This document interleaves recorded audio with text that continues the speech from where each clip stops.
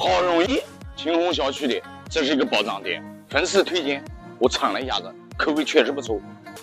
每次到他家来，我喜欢吃他们家的牛肉青菜拌串，这我带你们看一看。搞个青菜牛肉拌串，这句话我也听。幸福就是每天和你见一面，这个2点多钟人不多，特意赶到人不多的时候来吃的。28的青菜牛肉拌串，看到了，上来了。这个面条看上去可以吧？啊，分量还不少。你看这个面条呢，上来就有食欲。他们家这个面条呢，好多人都来推荐这个。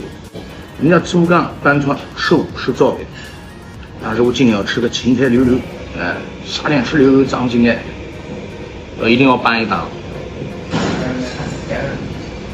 对，龙油吃酱，口感不错。牛肉咬到嘴里面嫩嫩，青菜就是那种小青菜，不冷，结合这个香菜，再一点酸，哇，这个拌串微微的辣，这口哦非常美。我觉得这个拌串这一回，他们家做的还是真不错。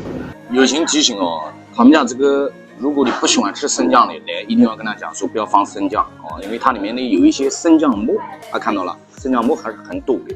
面条吃过了，来一口蛋花汤，哎呀，舒服。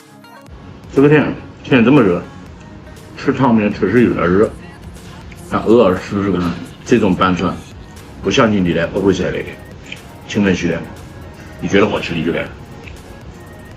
不对，请问徐来，这家可以来。